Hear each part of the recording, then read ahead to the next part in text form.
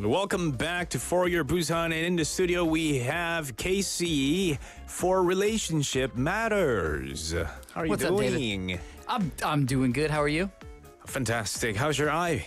I heard you were talking about glaucoma awareness, Yeah, right? glaucoma, And I was yeah. like, yes, eye health, very important. It is. You know? You don't realize it until you get something in your eye or something happens to your eye. You're like, oh, I better take good care of it next time. Totally take it for granted.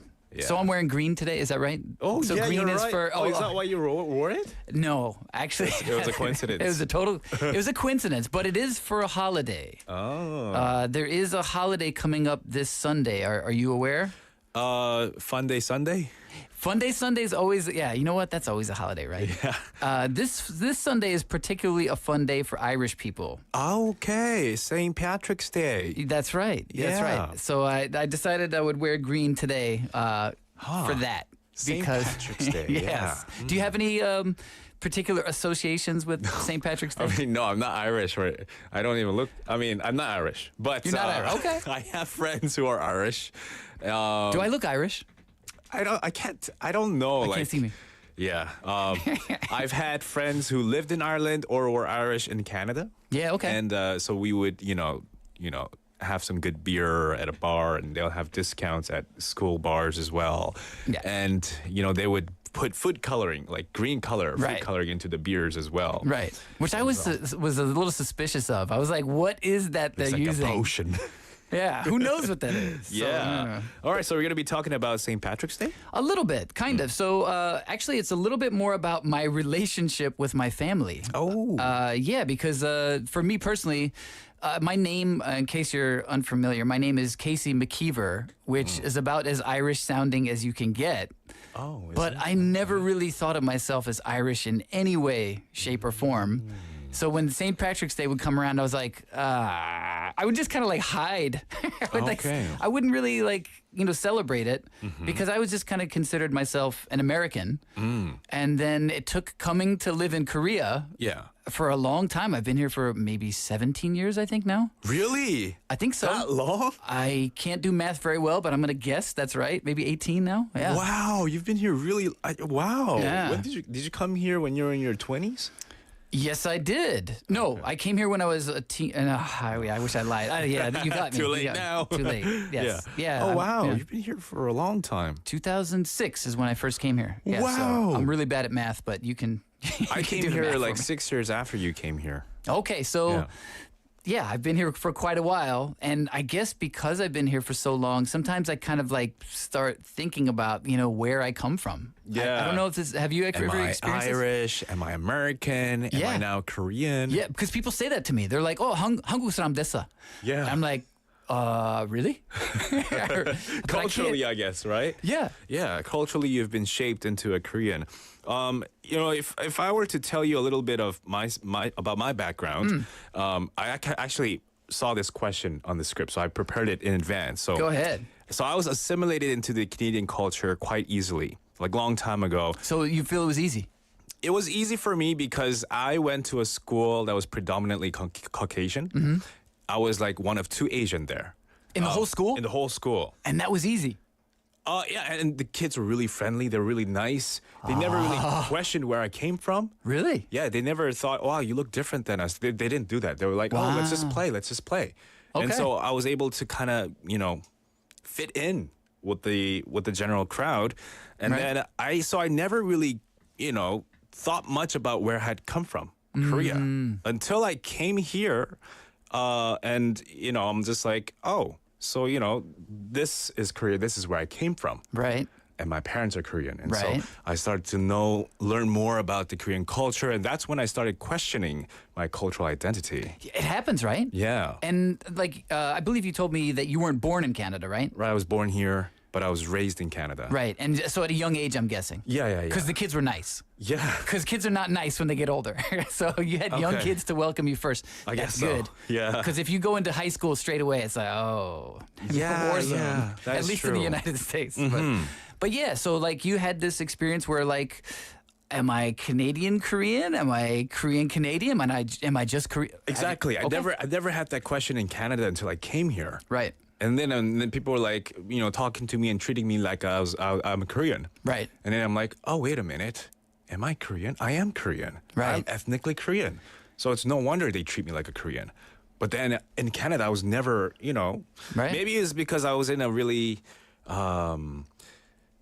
unique city where people just accepted you as who you are. Utopia. You lived in utopia. I guess so. A perfect city. Yeah. Because it's not always that easy. And especially for people, if you move to a place where you don't look like everybody else, it can be difficult, and a lot of people do struggle with that. For sure. And I know this. I'm not trying to sound like I'm complaining here at all, but I would say at least once every couple of weeks I get 외국인이다. Yeah. I just walk into wherever, the supermarket, Sure. or maybe dropping off my son or daughter at school, and 외국인이다. You hear it, right? And I'm like, oh yeah, it's like a reminder. It's like, right, I'm not from here. Okay. Right. So perhaps this has kind of got me, and I think having kids is kind of added on to that, but I've really kind of started to appreciate my family history and family identity and family culture. So I promise you, like St. Patrick's Day for the last, I don't know how old I am, but whatever, the last 20 something years, I would just kind of, like not really think about it. But this year I'm doing a doubleheader. This Friday I'm going to be playing Irish music. At a You bar. yourself? Yeah. Oh, wow. It's on the drum, so it's easy. I don't have to really learn nice. anything. But so like I've never done that before. I never even thought about it. And then Saturday, I'm considering taking my young children to go see live Irish music at a kind of pub/eatery. Cool. Yeah, and I'm like, where is this coming from? Yeah. You know what I mean? All of a sudden, right? Yeah, it feels very suddenly. But maybe I can, I'm not a dad. I don't have kids. But if I were, a dad and I had kids and I want to kind of show my kids where I came from. Right. That's what I would do. What I would do. I would take them to these events and these cultural practices that people do and show them that, this is what people in Ireland do. Right. Yeah. And the weird thing about it is, I've never been to Ireland. Oh, really? So I feel like a little bit like a liar, not like a liar per se. Yeah. But I put on my green shirt. That's Irish enough. Yeah. My name sounds Irish, but no, I do have this issue, and maybe you felt this in Canada as well. Canada and the United States, there are so many different ethnicities and so many different backgrounds. Yeah. It's a little hard to kind of maintain a cultural identity for a lot of people. I think it's kind of easy, especially, my family went to the United States probably 4 generations before me. So I can't speak, Irish. And I have vague memories of my grandfather's family who were very Irish. They would like speak with the accent. Oh, cool. And my grandfather would always listen to Irish music, like in the car when he was driving or in his den when he was doing work, whatever he was doing. And I remember being like, what is this terrible music? I remember thinking like, what is this? Why does he listen to this? You're slowly getting into that too? I kind of like I'll say I haven't developed a love for the pan flute or whatever that is that they play all the time, but I do. And now I do associate it with my grandfather, and it's kind of like a really nice memory. And I'm kind of like, I should appreciate that. And maybe I should pass this on to my children in some way because they're going to be kind of inundated with Korean culture. Right. And I kind of don't know what to teach them about American culture. This kind of gets back to the problem, because like, what is American? Because it's such a wide variety of people. Home Alone movies. Home Alone, there you go. Home Alone movies, right? That's a good crash course in American culture. Yeah. But maybe that's where this is coming from. And I don't know about you. Did music kind of help you connect to Korea in any way or Korean culture? Oh, for sure. I mean, K-pop it's everything, right? So K-pop and K-food, K-dramas too. So for music, K-pop is what I would listen to, and when you watch music videos with K-pop artists in it, you kind of see the fashion, the style, the trends, all that stuff that's happening, and it makes you question, like, is that the trend these days? So you look up online to see what kind of things are happening or trending. So I guess being able to find things online is a good way to kind of delve into culture in a very quick way. Like that was not available 100 years ago, exactly, right? Like things had to be passed down person to person. Yeah. And my grandparents have both passed on, or passed away, I guess this is the term. So I don't have that source or resource, and I'm kind of like, how do I do this for my kids? So one way I was thinking was music, but that's another good idea. Like, using online online resources. There are tons of them out there. But the other thing you mentioned briefly, you mentioned K-food. Yeah, Korean, fried chicken. That's big. Chimek is really big There all you go. around. Chimek was really big in America too. Oh, it still is really big in America. Which is weird because, you got the Kentucky version too, which has been around forever, right? Yeah. So I feel weird about that. Is fried chicken Korean? Is it American? I don't know anymore. Exactly. But the way they batter and all the little greedy little details are different. It's I heard. different. For sure, it's different. But Yeah. that's the other thing that this holiday actually reminds me of is food. And my grandmother, actually, every St. Patrick's Day, it was the same food, and I didn't enjoy it as much at the time. Oh, what was it? Corned beef and cabbage. Corned beef? Is that just beef with corn in it? It sounds like it would be, no. But what it is, it's like, and this is going to sound terrible, and I'm probably not going to describe it as well as it should be. I actually do love it now. Corned beef is like, it's kind of like a pickled beef. It's like a beef roast that's pickled and salted and cured, and it's delicious. I know. I saw your face. You're like, oh, why do people do that? I promise you, it's so good. You can't find it in Korea anywhere that I've seen. So you have to make it at home. Yeah, it was always like a home cooked thing, and it was like something where grandma would, make a huge pot of it. And the only part I didn't agree with was the cabbage, to be honest, because it's like corned beef, cabbage, potatoes, and carrots were like the basic ingredients. Everything I was cool with, and then I got to that cabbage, and I was like, what happened to this cabbage? What do you do with It's just boiled. It's like Okay.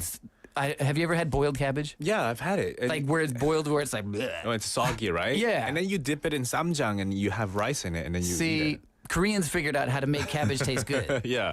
Irish So I think people, with I'm not sure. With corned beef, it might work. I was thinking this year, Yeah. or perhaps next year, if I can actually get a hold of corned beef. I'm thinking at my home maybe corned beef and kimchi, And then samjang and rice. samjang and rice. What do you think? I think it'll taste I have a delicious.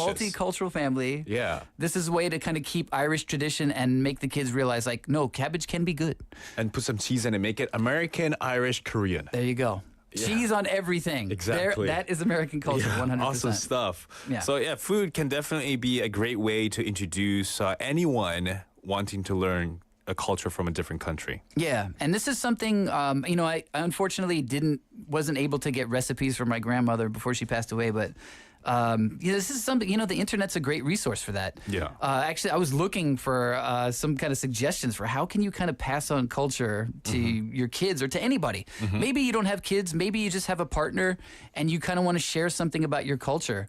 One great recommendation I saw from Common Sense Media, which is a great website full of media recommendations for children and for families.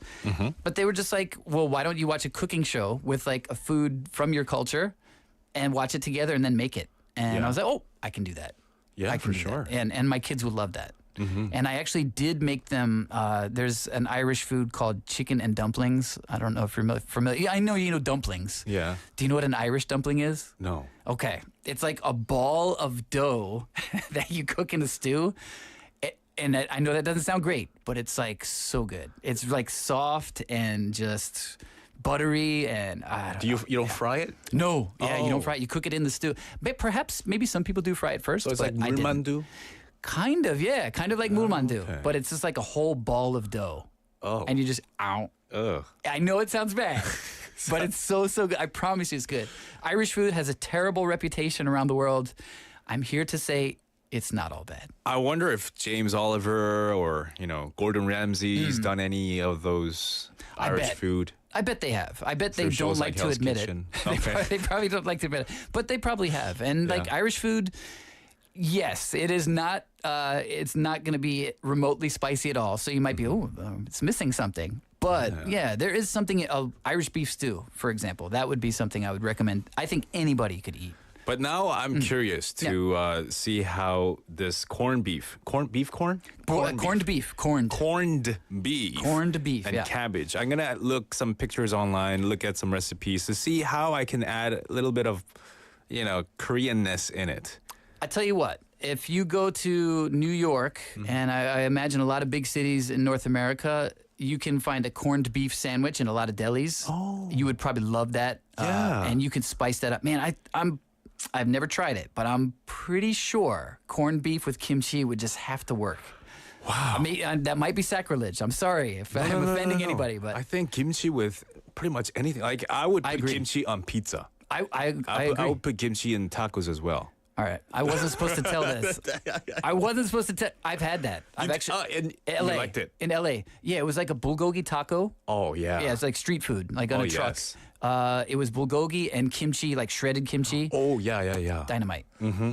It was good. Yeah, I bet. Yeah, and I am not supposed to tell. This is like our secret recipe. Oh. I do think kimchi with tofu, you know, tubu kimchi is nothing Yeah. special. That's common here, right?